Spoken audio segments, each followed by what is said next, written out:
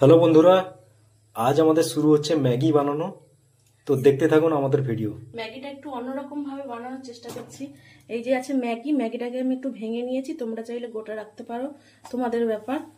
আর তার মধ্যে দিয়েছি ক্যাপসিকাম, বাঁধাকপি, গাজর গ্রেট করে নিয়েছি, টমেটো, বিনস আর পেঁয়াজ। এর মধ্যে একটা একটা করে ডিম দিয়ে দিচ্ছি।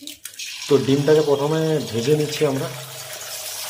একটু অন্যরকম ভাবে বানানোর চেষ্টা করছি যাতে একটু টেস্টফুল হয়।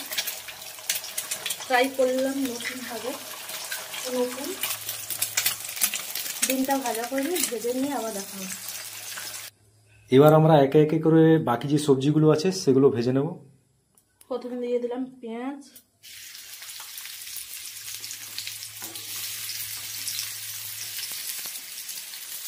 আর বিনস চলে গেল, আর দিয়ে দেবো ক্যাপসিকাম। এটা একটু হালকা ফ্রাই হোক, তারপরে আর সবজি দেবো। ওকে, তো এটা একটু হালকা ভাজা হয়ে যাওয়ার পরে বাঁধাকপি চলে গেল। এবার বাঁধাকপিটা দিয়ে হালকা আর একটু ভেজে নেবো। তো এটা একটু হালকা ভেজে নেওয়ার পরে এর মধ্যে গাজর দিয়ে দিলাম। গাজর চলে গেল, গাজরের পরে টমেটো যাচ্ছে।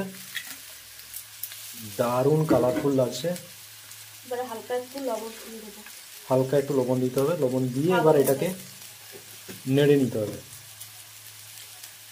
কারণ ম্যাগির মশলাতে নুন অলরেডি থাকে, তো শুধু সবজির জন্য একটু অল্প লবণ দেওয়া হলো। তো এটাকে ভালো করে নেড়ে নিতে হবে। তো এবার এটাকে জল দিয়ে দিচ্ছি,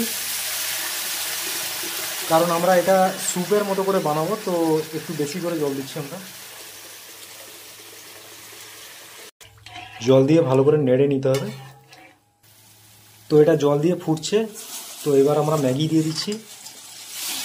ম্যাগি দিয়ে দেওয়া হলো। এরপরে ডিমটা দিয়ে দেবো। ডিমটা আগে থেকেই ভাজা হয়েছিল, তো ডিমটা দিয়ে দিলাম। দিয়ে ভালো করে নেড়ে নিতে হবে।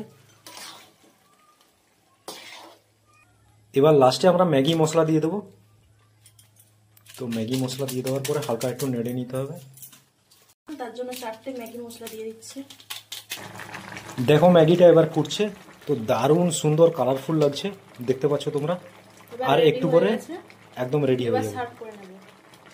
এবার আমাদের ফাইনাল ম্যাগি রেডি হয়ে গেছে, তোমরা দেখতে পাচ্ছ দারুণ কালারফুল লাগছে।